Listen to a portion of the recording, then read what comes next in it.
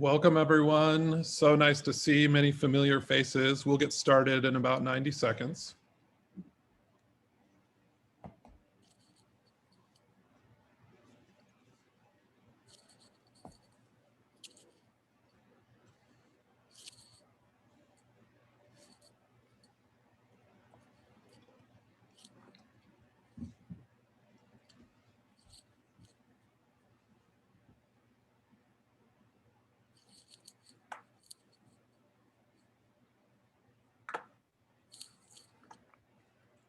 Welcome everyone. We still have more people entering the waiting room. We'll start shortly here.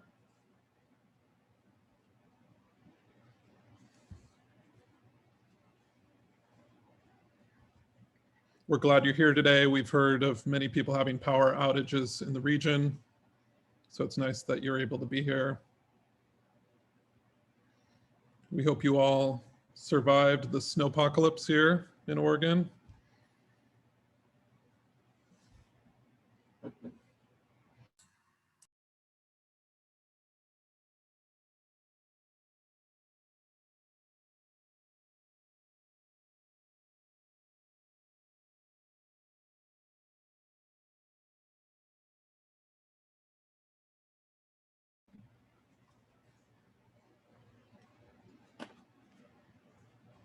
Good morning, everyone. My name is Jesse Cruz Richards. I'm the Director of Development and Policy Coordination here at the Willamette River Network, and so excited to be with you here on this historic day where we're coming together to hear from one of our key partners of the network, World Resources Institute, who is an expert in bringing conservation finance tools into the public space where it's needed for investment. You know that in 2008, Meyer Memorial launched an initiative that they envisioned would eventually come into being as a network. And so today we're excited to be here as a network, thinking together with World Resources Institute and all of you around conservation finance. Before we get started, I'm going to introduce my co-executive director, Tana Ashley Culbertson. Hi, everybody, and welcome. My name is Tana Ashley Culbertson. I'm really excited to be here today. I wanted to start off with a land acknowledgement. We want to recognize that the Willamette Valley today is a region of many diverse Native peoples who continue to live and work here. We respectfully acknowledge and honor all Indigenous communities, past, present, future, and are grateful for their ongoing and vibrant presence. It's important to ground ourselves and acknowledge the people whose land we are utilizing: the Cayuse, the Chinook, Clackamas, Cowlitz, Kalapuyan, Catlamet, Molalla, Multnomah, Numu, Tualatin, Wasco, Rishram, Willamette, Tumwater, and other tribes and bands of the Willamette Rivers. It is important to acknowledge the original inhabitants of the land now known as the Willamette Valley, and to recognize that we are here because of the sacrifices that were forced upon them. We also remember that we are guests on this land and must do our best to honor the original peoples through authentic cultural narratives and continued stewardship of the water, the land, the plants that make up our community. To follow our acknowledgement with action, we will continue to use our resources to prioritize partnerships with Indigenous tribes, tribal governments, and intertribal organizations.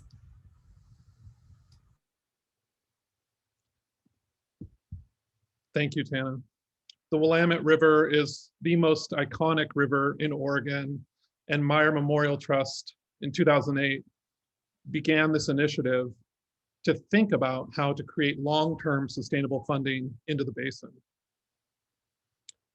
As they were envisioning the initiative becoming a network, they brought together a diverse group of advisory board members to launch the network into a building phase.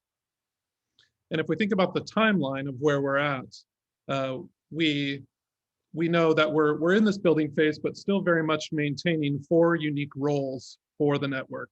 1 is to support collaborative planning and action. Number 2 is to bring new funding into the basin, which is what we're discussing today in many ways. Number 3 is to serve as a hub for information and learning. And number 4 is to share this larger, broader story that ties together all the diverse and innovative work being done by you as partners in the basin. When the advisory board came together in 2017, they spent 2 years envisioning a building phase that would last 3 or so years. Of course, at that time, they were not aware that COVID-19 would disrupt all of our lives. And yet at the network, we're still very excited to be right in the middle of our building phase and still on track. And we very much credit the advisory group and Meyer Memorial Trust for launching us so well. We're currently, between 2015 and 2022, pursuing long-term funding strategies as a collective impact network. So we're glad you're here today. I'm going to kick it over to Lizzie Marsters and Todd Gartner from WRI, who are going to take it from here. Great. Thanks, Jesse and Tana. So my name is Todd Gartner. I'm fortunate to live here in Portland, Oregon, currently watching my dogs out back play in the melting snow. I'm a bit jealous, but I'm also quite honored to be with y'all today. For those that aren't familiar, the World Resource Institute is a global environmental organization focused at the intersection of both environmental uplift and human well-being. And when we talk about conservation finance and what it really means for the basin, sort of that key tenet of equity and justice is something that we want to keep top of mind from the beginning as we develop these strategies. And I'm fortunate to be joined by Lizzie Marsters, my colleague also here in Portland, and we're going to sort of tag team on this presentation before we move into the discussion phase. Next slide, please. So what we hope to do is describe a bit about what we mean by this idea of conservation finance. What are the sources and sequencing of this finance, and what does finance mean relative to some of the traditional funding approaches that many organizations have used over the last several decades? We're going to really ground that by looking at a number of case studies across the US, and then ultimately try to think about what does that mean for us here in the Willamette Basin. Next slide, please. And so snow could be another one of the challenges that we're facing, but it's incredible how all these things seem to be layering on top of each other. New regulations, land use change, climate change, urbanization, increased focus on equity, and the equitable distribution of the benefits from our natural systems. And Meyer Memorial has been a big part of thinking about how we address these challenges at a meaningful scale. But the way that we have been approaching these things needs to change in order to really get the number of acres and the number of people involved to get ahead of these challenges. Next slide, please. And there is no silver bullet, but we do believe that nature-based solutions can be a key component of the new normal that brings together an equitable approach to environmental goals and priorities. Whether that is reconnecting our floodplains, improving the health of our rivers by dealing with riparian areas, dealing with forest fires, or even urban green infrastructure, it can be a cost-effective approach that is scalable. Next slide, please. The question is, well, maybe that's not a question, right? Most folks know this. Many folks online have been dealing in this space for years or even decades. The question is, why do we still see lots of neat projects operating at a relatively small scale and not that landscape scale, 8-figure type transactions that is truly needed to change the trajectory of our environmental and social challenges? And one of these 5 points that I have up on the screen now is really what's going to guide us through the rest of this conversation. How do we take our projects at the pilot level and really make them bankable? How do we understand what investors and those that have deep pockets, corporations, Wall Street, who are actively looking for green deals, how do we bring things up to the level that is ultimately going to get them involved?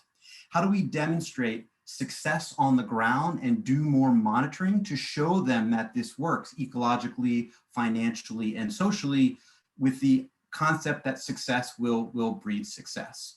How do we embed this into the way that we think about the environment, think about our education programs, our training programs of engineers, so we don't continue to default to expensive, singular gray infrastructure that is climate heavy instead of resilient, low climate alternatives? And again, how do we think about this at the intersection of environmental justice. Next slide, please. One thing I didn't mention on that slide is capital being a limiting factor. And even in the face of COVID and struggling municipal budgets, right, there is more capital on the sideline now earmarked for green projects than ever in the history of mankind. And we know that because we ask those people who actually have those pools of dollars sitting undeployed, right? And there's a number of different reports that are out there that show how much money is sitting on the sideline. What we're trying to understand is how do we get that deployed within the basin and broader Oregon. Next slide, please. And the commitments that are being made right now are somewhat staggering. Billions and billions of dollars from, again, Wall Street, from the corporate sector, from federal governments, even down to subnational level actors, all making commitments for nature to be part of the solution, whether that's on the climate change side, water quality, access to nature, and of course, human health is sort of the envelope in which many people are thinking about this as we sort of build back better post-COVID. Next slide, please. And so what I want to do is just sort of ground us in how we think about these different sources and ultimately the sequencing of these funding streams. And many of us have sort of the bread and butter of the existence of our organizations has been philanthropic dollars and public dollars. And that will continue to be a foundation to get us where we need to be and also serve as a critical point of leverage to attract other sources of capital. But it is no longer enough. And we need to think about greater scale of dollars for greater scale of impact. And we're starting to see slowly a stepwise approach to move to these other forms of capital that are out there. And it really falls into a couple of different categories. It's debt, borrowing money, and it's equity, sort of the investment side of the equation. And one thing that you're really seeing right now is especially large foundations like the Gordon and Betty Moore Foundation, the Rockefeller Foundation, Kresge, et cetera, moving beyond just pure philanthropy to what we call concessionary capital, zero interest loans or well below market rate lending. And we'll describe what that means in more detail. And then that next level, really tapping into true private capital, thinking about green bonds, the use of insurance products, pay for success models. That's where a majority of our focus will be. And ultimately, what success looks like is when the Morgan Stanleys and the Goldman Sachs of the world make this a core part of their portfolio. And we see that up there alongside natural gas and other commodities. Next slide, please. And so now is a perfect time to be thinking about this because many of the market trends are setting the stage to make this easier and more robust of a marketplace. As I mentioned before, tons of green capital sitting on the sideline. As difficult as the recession has been in the face of COVID for many, for those who do investments for a living, they're sitting quite happy with money to spend. Lowest interest rates in forever, major stimulus packages that are expected with infrastructure as an anchor of many of this, but it's not just at the federal level. The opportunity for engagement, and you'll see this as we work through some of the case studies, the role of state, city, county governments, whether it's advisory, technical assistance, or as a funding partner, that will be key to success. And if we can show success, that will breed more success. Next slide. Next slide, please. And so with that, I'm going to pass it over to Lizzie to run through a couple of examples before I pick it back up of what this looks like in reality. Thanks, Todd. So I'm going to ground us in these case studies, and I'm going to talk about first this opportunity to blend these different sources of finance to fund conservation for a really large impact. We're going to travel over to the East Coast and go to Raleigh, North Carolina, which is seeing huge population growth that is putting on a lot of development pressure in its watershed. This is causing downstream flooding, increased runoff of phosphorus and nitrogen into these drinking waterways and causing impairments. To mitigate that, Raleigh Water pulled together a group of conservation organizations and created this alliance recognizing that the watershed was outside of its jurisdiction to invest in. And so it needed partners who had the expertise and skill set to be stewards of the land that could improve the water quality. To pay for this, they instituted a dedicated watershed protection fee, which is about, on average, 57 cents per month per resident. So it's a very small portion of a ratepayer's fee. And the conservation organizations utilize this funding to unlock leverage from state and federal grants and other corporate dollars, all to protect the forested watershed, which in turn delivers water quality to ratepayers. So that 57 cents per month utility charge actually raises about $2.2 million per year. And this program has been in place for about 16 years, which in accumulation has raised about $15 million directly from the Watershed Protection Fee for conservation. These alliance of conservation organizations have utilized this anchor funding to leverage $81 million in federal and grant funds.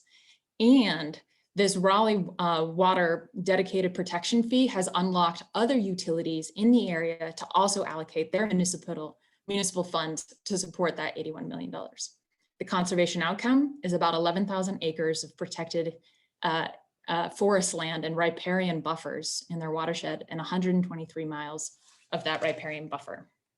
Specifically, what this means on an annual basis is that the utility will award this watershed protection fee in 2 grant sums. So the first one that came up, the conservation organizations identified 2 priority parcels that they wanted to protect. The utility awarded these conservation organizations almost $1 million as anchor funding. This helped the conservation organizations unlock an additional $3.5 million of federal and state funds, which in turn incentivized Caterpillar Foundation, which has a facility in the area, to contribute another $250,000 towards the acquisition of these pieces. So just in 2020, they secured these 2 properties and have a 16,000 foot stream buffer, obviously building on that 11,000 acre protection and continuing to grow the conservation impact in the region. So what are the key takeaways? There's a dedicated funding stream that is being utilized to unlock these bigger conservation yields. There's partners in the watershed that provide land management expertise and additional avenues to raise other sorts of funds to create the greatest impact. And as we said, success breeds success. In 2020, the neighboring county also instituted a watershed protection fee on their budget, despite the setbacks for financial setbacks associated with the pandemic. So this model is replicable and is seeing a greater increasing ripple effect across the communities of Raleigh. Moving more westward, we're going to talk a little bit about debt financing and green bonds. And in green bonds, there's really just 3 things that differentiate it from a traditional bond. They're underwritten exactly like a traditional bond, where cities or utilities will issue a bond, raising a large amount of capital repaid over a long period of time. Green bonds are underwritten, though, however, with proceeds that are earmarked for low carbon or environmental projects. And to ensure that those projects are spent in accordance, there's a certification process that allows a third party to evaluate how these proceeds will be managed and spent according to the issuance. And they will also evaluate the issuer on whether or not they're incorporating climate change into the business operations. And they evaluate it using a scorecard and assessing whether or not the issuer is truly taking in these risks and considerations into its future business operations. The third thing that they do is they require a transparent report to be issued a year after the bond has been done. This green bond report from San Francisco Public Utilities Commission showcases the greenhouse gas emission reductions, the conservation impact and monitoring that their green bond provided a year after investment. This is important because it not only showcases to investors that their earmarked green capital has real consequences and effects from investing in this space. And so we're creating a positive loop of investing in conservation really can help you achieve your climate goals or your green environmental goals. And we're seeing this as a huge uptick, particularly in the 2020. It actually, the cumulative issuances reached over $1 trillion. Investors are really keen on green bonds because it's not only a financial vehicle that they know and understand, but it also is a way for many of these partners, states, cities, utilities, to finance these large infrastructure projects and nature. So let's go specifically to the Central Arkansas watershed. What you're looking at is the Lake Maumelle drinking watershed. It looks pretty pristine. Similar to Raleigh, however, they are concerned about development pressures that would convert some of these forests into residential areas. To prevent that, they also instituted a dedicated watershed protection fee that raises about $2 million annually. They are fortunate that there's still large-scale ownerships of some of these tracts. And so their play is to acquire a significant portion of those forests in order to protect it for future generations. To do that, they needed a large upfront intake of capital. So they issued the first ever green bond for forests to protect drinking water. It was a $31.8 million certified green bond. 33% of that bond went to forest protection. The other 66% went towards increasing resiliency in water delivery systems. That means pipe replacements, generators, improving spillway. And so on both fronts, you're uplifting on a climate perspective, but also a resiliency perspective. Morgan Stanley purchased this bond at a premium and at a really low interest rate of 2.136%. This unlocked actually further interest from Morgan Stanley, and they were interested in giving CAW a bridge loan of up to $16 million at even below this 2.136% interest rate. And so we're seeing a huge increase from interest from investors to participate and support these types of projects on the ground. CAW plans to repay this bond, it was underwritten, utilizing their dedicated watershed protection fee, as well as their ratepayer fees. But the beauty of this is that they can help monetize the acquisition of these forest lands by performing some sustainable timber harvest, or potentially even utilizing it for some carbon offsets to generate additional cash flows. So what does this look like? Recognizing that utilities have a full-time job doing water delivery services, sometimes the barrier is a capacity to do source water protection.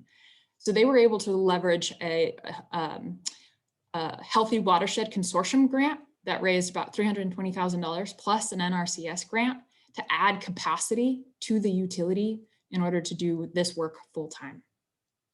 That allowed them to issue this $31.8 million green bond, of which $66 million is planned to serve as match for a forest legacy program grant funding in the expected ballpark of $12 to $18 million. And that acquisition can help unlock further revenue generating for the utility. The beauty of this is not just for the benefit of the residents of CAW. CAW has reached international audiences proclaiming their commitment to climate change and the innovation. Environmental finance is actually a European financial investor media outlet. And this is important in the sense that we're seeing interest not only internationally, and a mid-sized utility in Central Arkansas water is garnering and gaining this attention from going green. And so we hope to see more of this connecting the institutional finance that is earmarked for green to places like Central Arkansas water. How did they do this? They did this in 4 ways. One, they had local leadership and the additional capacity provided by grants in order to prioritize and focus on this. They also had their public buy-in and stakeholder engagement of their strategy to purchase their watershed. CAW is lucky that they have a strong credit rating that allowed them to secure that low interest rate from Morgan Stanley. And then they utilized that anchor funding of the green bond to leverage additional sources and to attract additional capital into the watershed. With that, I'm going to turn it back over to Todd. Thanks, Lizzie. Next slide, please. And so one of the core themes with both the Raleigh example and the Central Arkansas water is this idea of leveraging multiple revenue streams, leveraging multiple funders. And that theme will continue with this last case study, the Forest Resilience Bond, which is an issue that hit us hard here west of the Cascades this past summer around catastrophic wildfire risk. Next slide, please. And you know, from California to Arizona to Colorado, it is happening, and unfortunately, it is an issue that is only going to get worse over time. Impacts our health in terms of air quality, our infrastructure, our water, and just our way of life. Next slide, please. And you can see here the numbers in terms of the attributes at risk are enormous. And in many ways is a proxy for the health of our forests west of the Rockies. Next slide, please. And there's multiple reasons why we see the catastrophic wildfire risk that we do. More people recreating and living close to the forest, so more chances of ignition, climate change leading to drought, more combustible material. But primarily it is the fact that there is just more combustible material on the ground because of the number of assumptions that we made as a society that haven't proved themselves out. Our fire suppression strategy has led itself to overstock forests and a fire waiting to happen. Next slide, please. We do know one of the core ways to deal with this, which is thinning our forests, using controlled burning in an intelligent way, and basically reducing the overall biomass within the forest itself, which will reduce the severity and damage from these fires. But it's not cheap. And it takes a lot of different actors to come together to do this at the scale that will legitimately address the problem. Next slide, please. So in comes the idea of the Forest Resilience Bond that Blue Forest Conservation World Resource Institute Encourage Capital launched in 2018. And basically we're borrowing money upfront. That money then goes to a middleman of sorts, which is the Forest Resilience Bond, which does all of the contracting with investors, with the implementation partners, and with the beneficiaries. We have contracted cash flow, so agreements with downstream beneficiaries, utilities, state agencies, the federal government, who ultimately will pay back investors principal plus a very reasonable interest, and working with a set of implementation partners, men and women on the ground, doing the thinning itself, putting the prescribed fire on the ground to make sure that we're getting our climate, fire risk, and water benefits. Next slide, please. Next slide. So the first project we launched in late 2018 was in the Tahoe National Forest, covered 15,000 acres. Everything from meadow restoration, floodplain reconnection, forest thinning, and prescribed fire. We were able to attract investors in what we call two tranches. There is the concessionary lenders, which I mentioned in some of my first slides. These are foundations. In this case, it was the Rockefeller Foundation and the Moore Foundation, who were willing to give 1% loans to get the work done. And then market rate investors, who were Calvert Impact investors and AAA insurance, who at the time, 4% expected return. Now, if we do this again, and we will, and I'll talk about that in just a moment, I suspect it would be just over 2% expected return for market rate investors. Next slide, please. And so how does this work? So both the concessionary lenders and the market rate lenders provide the upfront capital, which in this case was $4 million, to the intermediary, the Forest Resilience Bond itself. At the same time, the Yuba Water Agency, which is a water supply and flood control and hydroelectric power entity up in the Tahoe region, committed to $1.5 million to pay back those investors. Through a number of different pools of dollars at the state, through CAL FIRE, through a number of climate change bonds that the residents of California passed, they were able to make up the remainder of that money to pay back the investors over time. The National Forest Foundation was the implementing agency actually going on the ground and doing the work, all under the oversight of the Forest Service, who led the NEPA process, the permitting, the evaluation of how things were unfolding. Next slide, please. And so across the 15,000 acres, we were able to dramatically reduce the risk of catastrophic wildfire, which then of course led to the protection of a number of infrastructure elements, from water and hydroelectric infrastructure, roads and bridges, and other types of facilities. Because of the specific geology in this region, less trees on the landscapes has implications for the evapotranspiration processes, which in non-scientific terms means more water availability in the reservoir, which meant more water sales for Yuba Water Agency and more hydroelectric production. So they were looking at increased revenue on the water and energy side and reduced costs by avoiding wildfire and the impacts to their infrastructure. Not to mention jobs in the local community on restoration crews, recreational opportunities, and all of the climate benefits. Next slide, please. So the first deal closed in late 2018, $4 million, 15,000 acres. Just yesterday, the Yuba Water Agency's board approved their commitment to the next deal, which will likely close later this calendar year. They're committing nearly $6.5 million to this deal this time around, which will cover over 30,000 acres. We now have a pipeline of about 7 other deals, which we expect to close over the next 5 to 7 years. And this is a key point when we think about conservation finance. Oftentimes it is that first bite of the apple, in this case, 15,000 acres, but understanding what scaling sort of in situ, right, in that same basin looks like, and then scaling across the region. Next slide, please. And as Lizzie mentioned, both with the Green Bonds example and the Raleigh example, a key piece is understanding the impact that was had ecologically, socially, and financially. And so every year, the investors require an impact report that you report out on a number of agreed upon KPIs or indicators of how you're progressing towards the desired goals. Not only does it let investors know what they're getting for their money, it also forces us to adapt as we go in terms of the practices on the ground and the processes along the partnership consortium.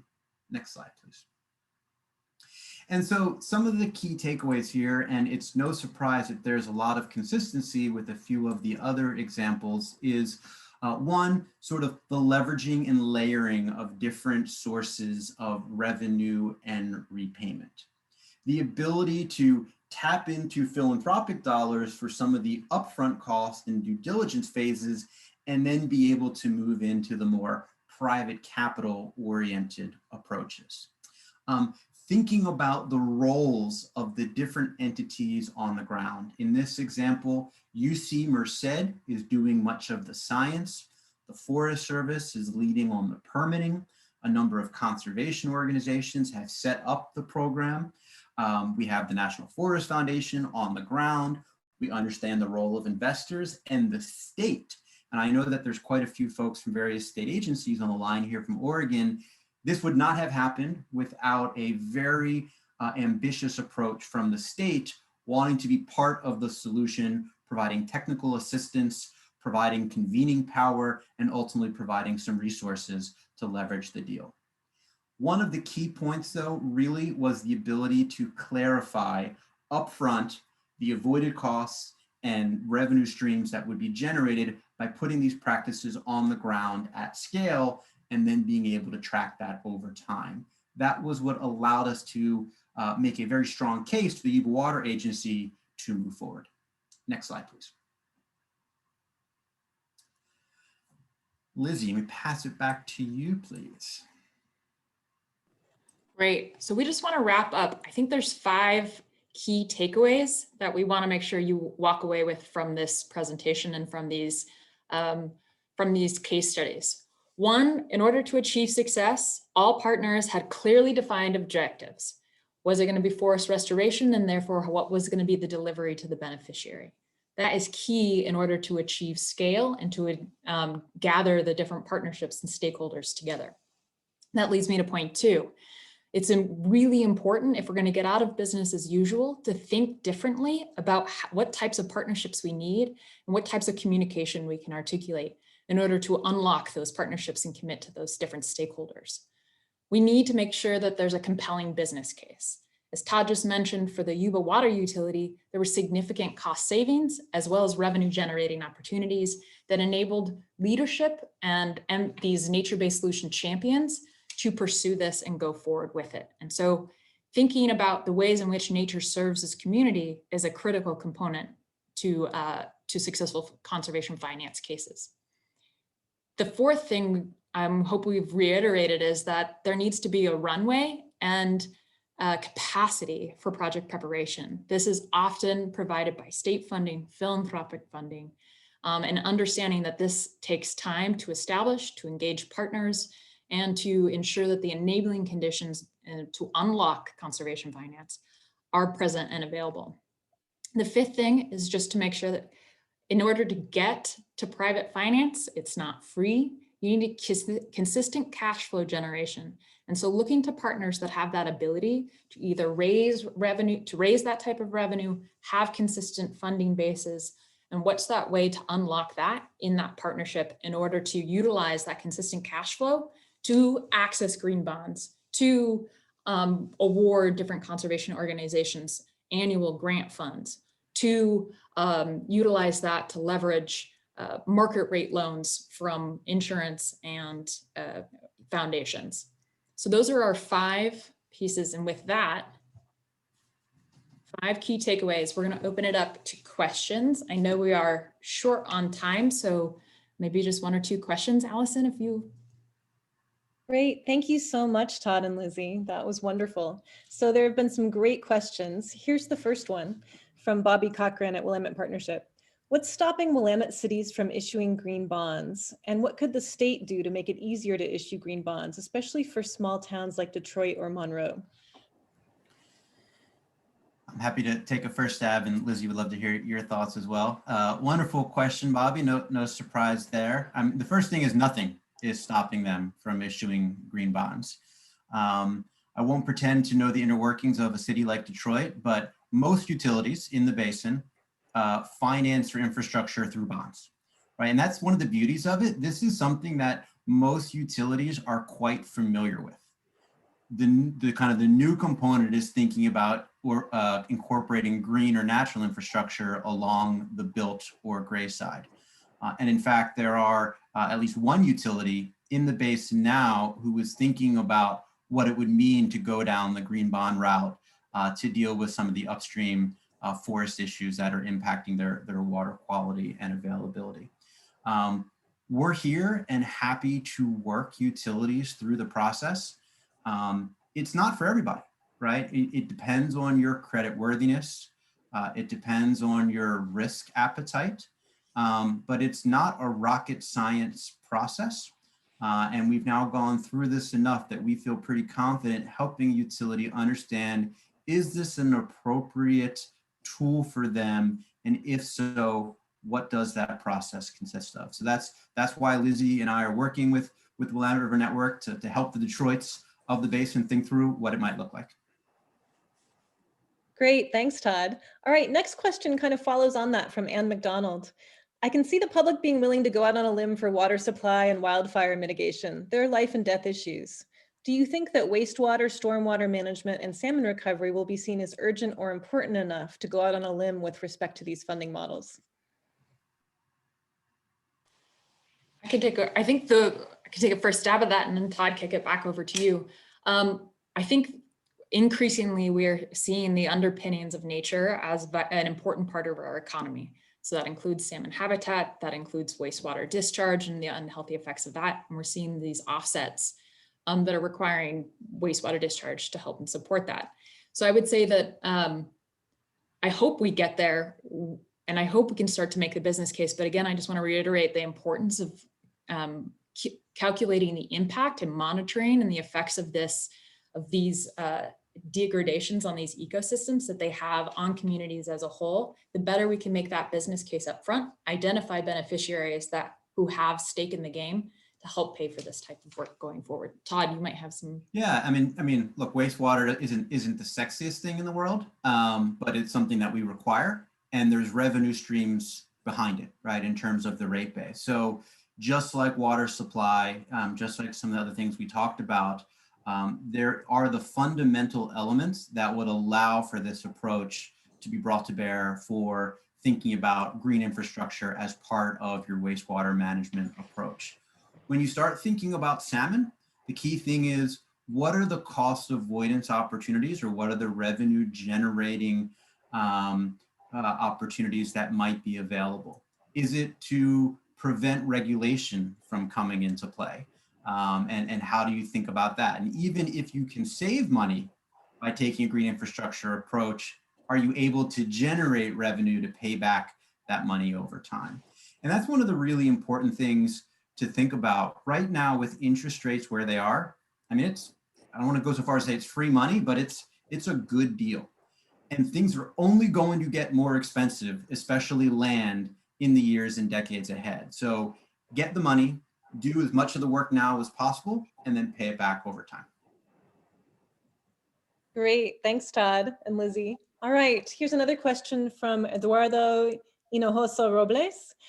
What makes investors willing to participate with such low interest rates? So I think there's two categories of investors. There's the market rate investors. And I actually think it's worth spending just a second to talk about AAA Insurance, who was an investor in the Forest Resilience Bond. They got a market rate return, but they participated for three reasons. One, like any insurance company, they hold premiums. And so they need a place to put that money. And a land-based investment was a nice diversification from much of the rest of their portfolio that wouldn't track the markets in the same way. So quite a smart way to diversify their risk. Second, if there are catastrophic wildfires, they're going to have to pay out on policies. So in some ways, it was a way to reduce their exposure by investing in a proactive solution. And then third, their policyholders and their employees live and work in these watersheds. So it's just good business to spend money to enhance the communities where your customers and your employees work. Remember, this is not this versus an equity play in Silicon Valley. It's like any other sort of fixed asset opportunity. If you then look at the below market rate investors, that is mostly foundations, the Gordon and Betty Moore Foundation, the Packard Foundation, and they're in it for the impact, but it also allows them to double their impact because they get that money back. So it's not just a grant. And it puts, frankly, a little bit more pressure on those that they work with to demonstrate success. And they're really priming the pump. They won't be there forever. The hope is that eventually market rate will be able to drive these projects in full. Great, maybe one last quick question, pretty fundamental. How do utilities charge the dedicated conservation fee, and to whom? I can go ahead and take this one. So to put on the dedicated watershed protection fee, they actually put it on the utility bill. And other utilities can do this in different ways, but CAW has it as a separate line item that says, this is how much your watershed protection fee is this month. It's a flat fee for them. And so the beauty of it, as a ratepayer, you know, and you exactly how much you're contributing to support an entire watershed. And it's been found from surveys through these engagements with their clients that CAWs, everyone is supportive of it. Stakeholders have been advocating for them to increase their watershed protection fee over the past 2 years because they see this as vital and core work to supplying clean drinking water to their next generations. So it's can be incorporated in a couple of different ways, but typically it's an additional fee that you see on your utility bill. Lizzie and Todd, if I could jump in here, we're going to move into our next section, but I want to highlight Jessica McDonald, Executive Director, Greenbelt Land Trust, who just asked, How important is it to have a clear pipeline of projects lined up to pitch as part of the case to begin these green bond relationships with investors? It's a good question. So there's two different ways that investors can be involved, on the kind of front end or on the back end. And we're in now frequent conversations with the bond division of Morgan Stanley, who basically is saying to us, if you have a utility or a city who has an idea, wants to learn more, wants to dig in with us, we're happy to have those conversations free of charge. Now, of course, they would get some preference to buy that bond on the back end, but we're already starting to have those conversations with Salt Lake City, with San Francisco, and those investors. The other way is, if you have a project that you're ready to go to market with, there's a whole system that sort of the investors just know where to look and buy the bonds that most meet their sort of priorities and filters. Having that pipeline of deals is ideal, but one is a great start. The key is making sure that it's big enough that it truly warrants this sort of approach. And it's not for everyone, and it's not for every type of project.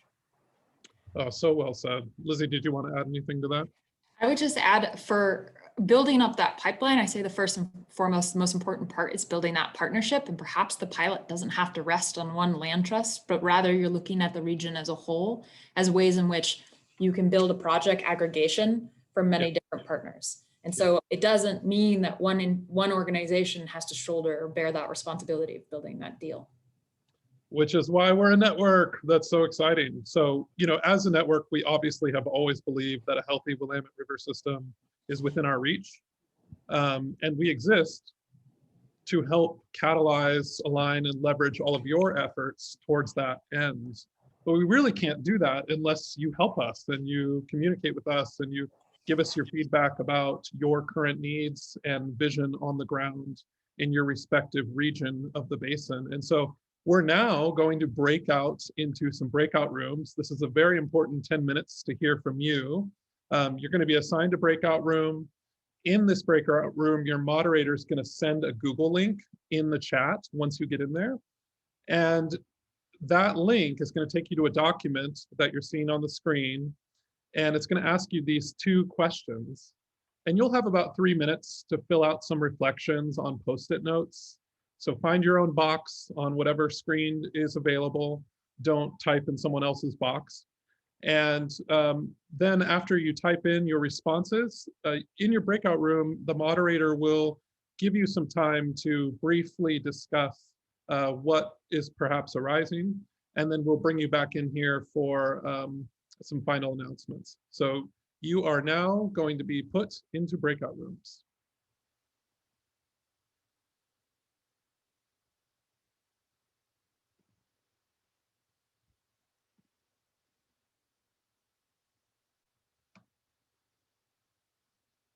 To advance and align all of your efforts to make tremendous impact within the basin.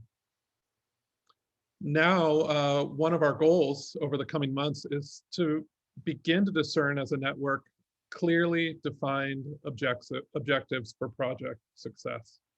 So we'll be in touch on that and very much look forward to communicating with you.